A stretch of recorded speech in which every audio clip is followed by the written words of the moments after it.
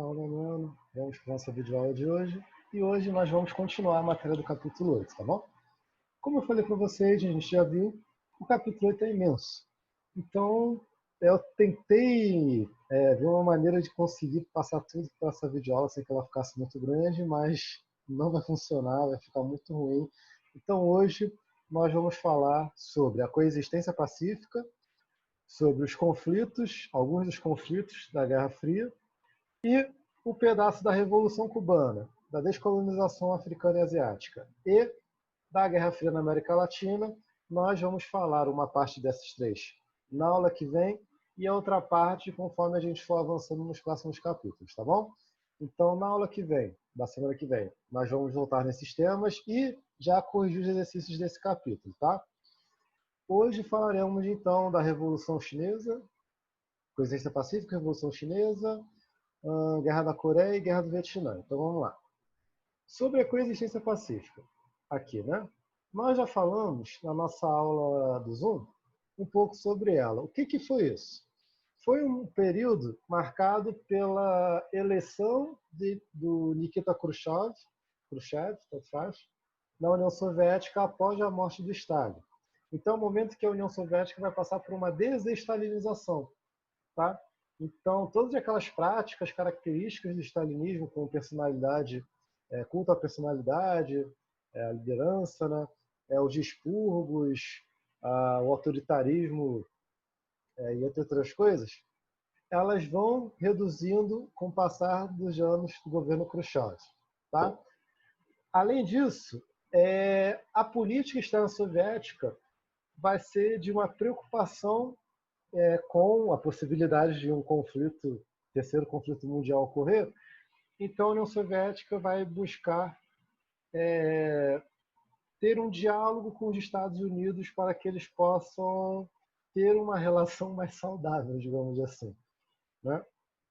E nos Estados Unidos nós temos a eleição do Dwight Eisenhower como presidente americano. E ele vai se mostrar disposto, vai se apresentar num tom mais moderado, então vai estar disposto a esse diálogo com os soviéticos. E esse período ele vai lá do pedaço da década de 50 até um pedaço da década de 60, se eu não me engano. E todos os conflitos que forem gerados vão estar de alguma maneira relacionados à existência da coexistência pacífica. Ou seja, os conflitos que a gente vai ver aqui, o mundo vai estar preocupado se essa coexistência ela vai estar ameaçada com esses conflitos que a gente vai ver. Tá? Além disso, em questão de política interna e política voltada para a América, nos Estados Unidos, durante esse momento da coexistência pacífica, ocorre um movimento político chamado de macartismo, que é um movimento de perseguição política liderado, encabeçado pelo senador Joseph McCarthy. Tá? O McCarthy ele passou a promover uma verdadeira cruzada a artistas, intelectuais, pensadores e qualquer crítico do governo americano em alguma medida. E ele classificava essas pessoas como comunistas e subversivas. Então, vai ser uma verdadeira caça às bruxas que o McCarthy vai liderar nos Estados Unidos e que, inclusive, o Eisenhower vai tentar se opor e vai conseguir tirar o McCarthy aí, né? Vai conseguir tirar esse poder do macartismo na sociedade. Mas ele ainda continua muito presente dentro da sociedade americana, mesmo com a saída de McCarthy. Quanto à América Latina, os Estados Unidos vão coordenar e apoiar a formação de várias ditaduras militares, como a gente já mencionou, num movimento chamado de Operação Condor. Quando a gente vier falar de Brasil, tá? E eu não lembro se a gente esse ano fala das ditaduras propriamente, né? Especificamente, da Argentina, do Chile, por aí vai. Mas quando a gente fala da ditadura militar brasileira, eu vou voltar nisso daqui, tá? Agora, sobre os conflitos da Guerra Fria, falaremos sobre três, né? Começando com a Revolução Chinesa, que já me falaram aí que é um assunto um pouco pesado, né? Um pouco enjoado. Vou tentar ser bem didático aqui, vamos ver se vai dar certo. Quais foram os antecedentes da Revolução Chinesa? Como que vivia a China até então? A China ela tinha uma política de isolamento ao longo dos séculos. Tá? O grande Império Chinês foi conhecido por ser um império bem fechado, da mesma maneira que o Japão também foi durante muitos séculos. Agora, quando a gente chegou no século XIX, a China ela teve que lidar com o neocolonialismo britânico e de outras potências europeias também, mas principalmente da Inglaterra. E, se não fosse bastante, quando a gente chega no século XX, a China é parcialmente dominada pelo Império Japonês durante a Segunda Guerra Mundial. Isso tudo leva ao Império Chinês, aquela monarquia chinesa, a ser questionado. E quando a gente chega no século XX, no início, dois partidos políticos são criados e um desses partidos políticos consegue romper com o governo imperial chinês. Tá? No caso, esses dois partidos quais eram? O Kuomintang, que é o Partido Nacional, Partido Nacionalista, e o PCC, que não é aquele que vocês devem estar pensando. É o Partido Comunista Chinês. Tá? O Kuomintang, criado em 1900, e o PCC, criado em 1921.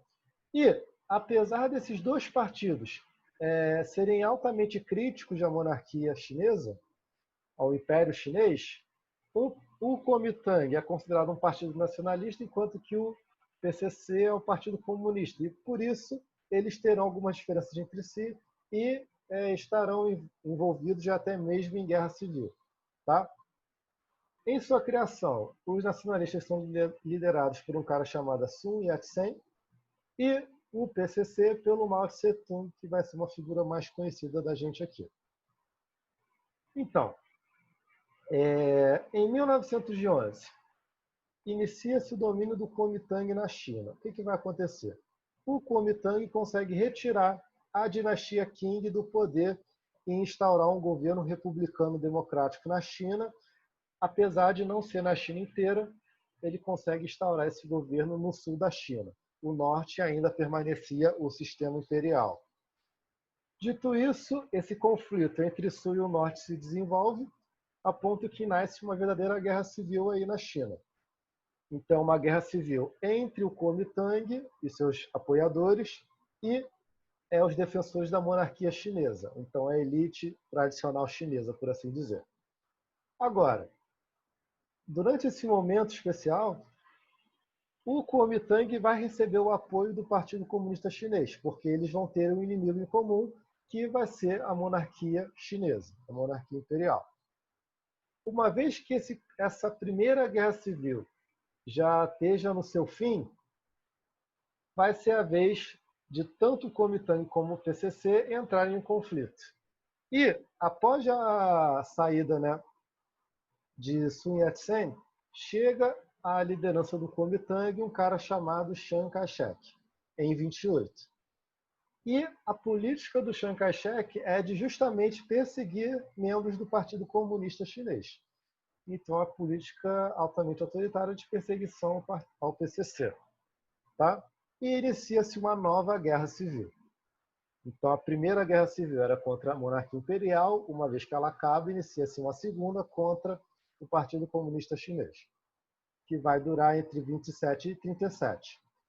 Quando chegamos na Segunda Guerra Mundial, esses dois partidos têm um novo inimigo em comum, que no caso é o Japão. Então, eles fazem uma trégua durante a Segunda Guerra Mundial, mas o PCC não vai ficar parado. Por quê?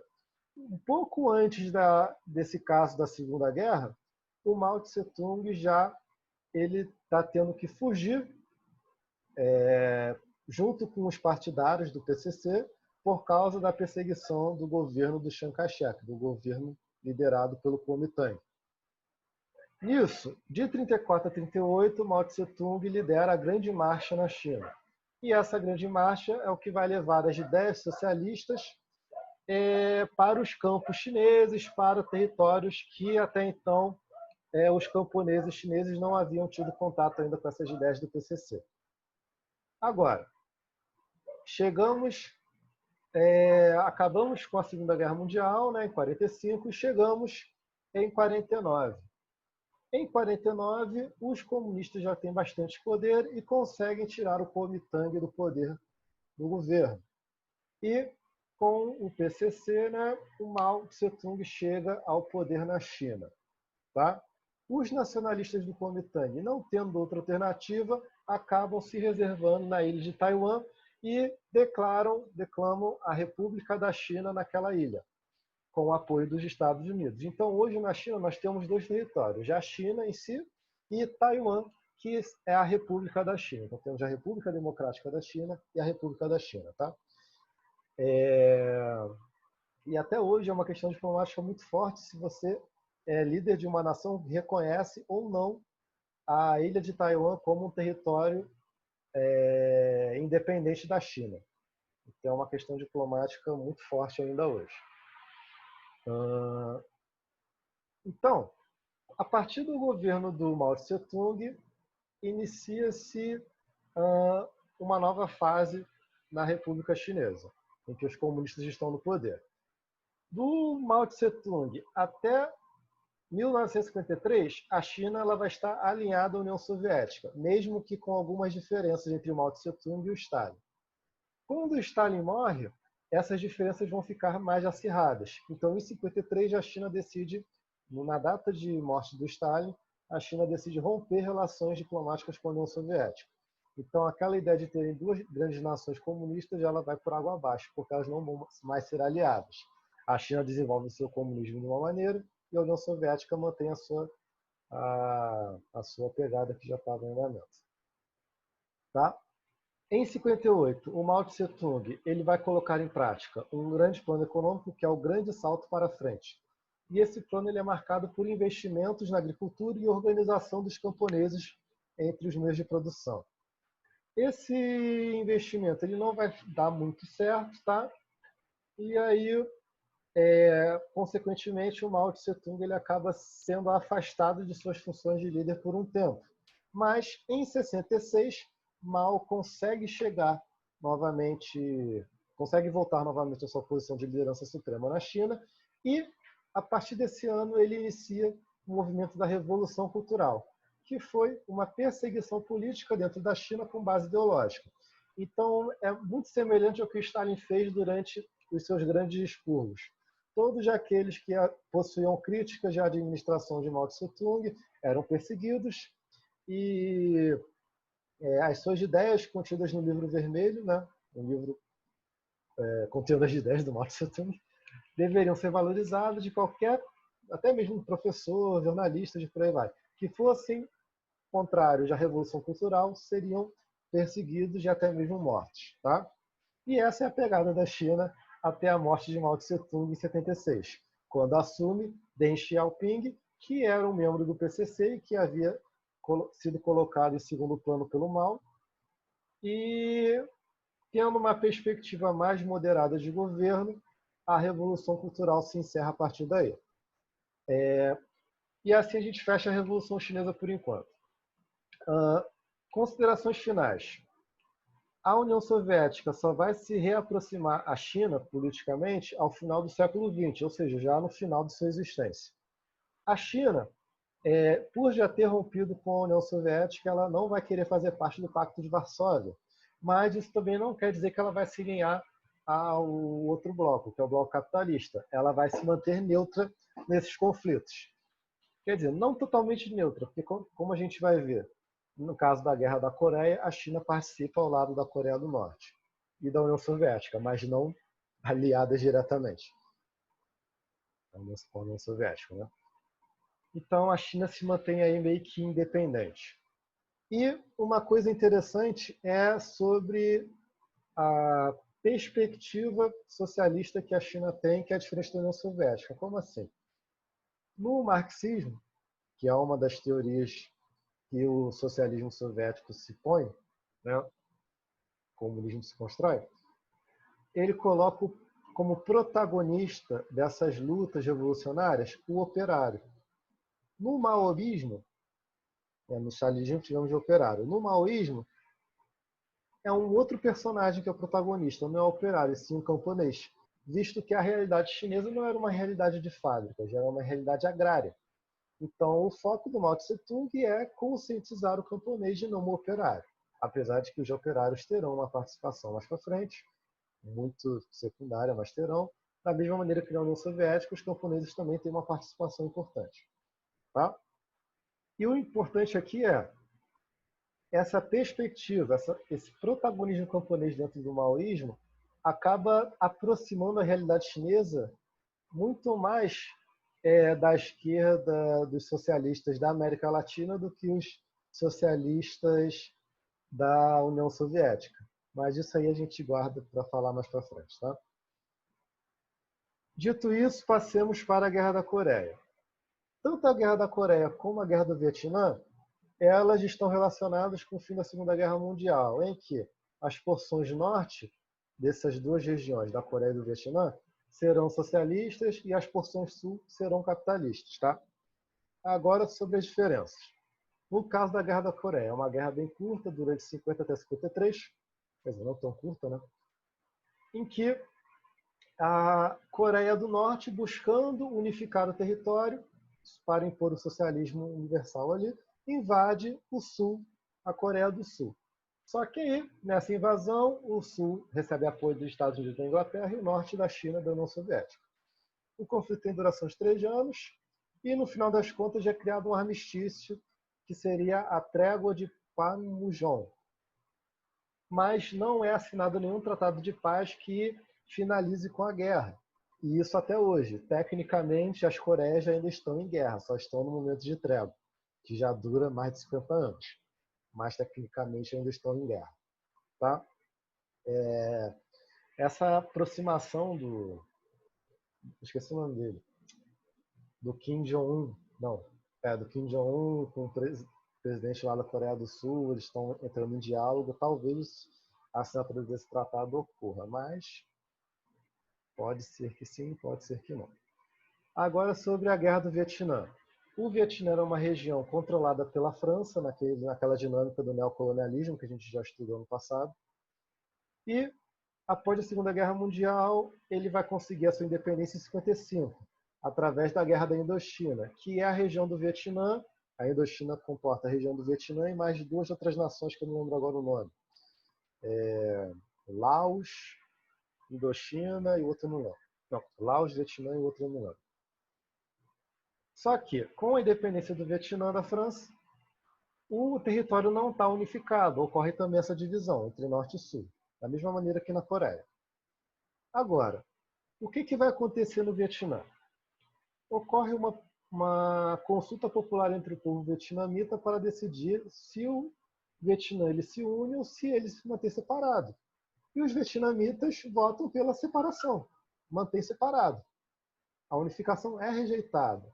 Contudo, o primeiro-ministro do Sul, esse cara aqui, que vocês não precisam decorar o nome, tá? Ele decide dar um golpe de Estado. E nesse golpe de Estado ele recebe apoio americano. Então, o Norte, vendo que a situação do Sul está desandando, decide enviar soldados treinados, umas milícias treinadas lá no Norte, chamadas de Vietcongs, para combater a ditadura de Diem no Sul. Tá?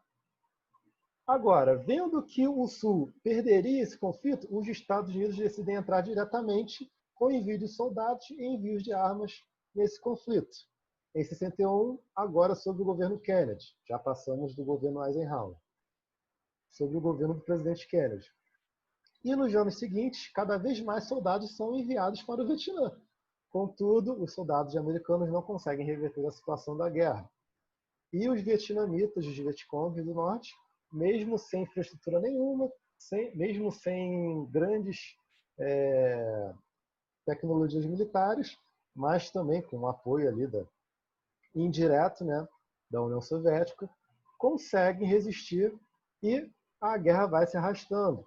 E a guerra tem um efeito poderoso no imaginário americano, visto que é uma guerra que eles entram com todo o peso que eles têm e não vencem. E passa ano, a guerra permanece, continua, os soldados morrem, e os protestos dentro dos Estados Unidos só aumentam contra essa guerra. No final das contas, em 73, os Estados Unidos, já muito desgastados politicamente por causa da Guerra do Vietnã, retiram suas tropas e o Vietnã do Norte, pouco tempo depois, consegue unificar todo o território, tornando-o comunista, sob um regime socialista, né? Então, basicamente, ficamos por aqui. Nós vamos continuar para não ficar uma coisa muito grande, tá? Semana que vem, a nossa videoaula vai ser terminando essa matéria e já corrigindo os exercícios para que o nosso conteúdo não fique muito atrasado, tá bom? Mas, basicamente, sobre esse capítulo, eu devo cobrar isso que eu gravei até agora. As próximas matérias, eu não sei o que eu vou fazer ainda muito bem. Basicamente é isso, gente. Ficamos por aqui. Continuamos semana que vem. Tchau, tchau.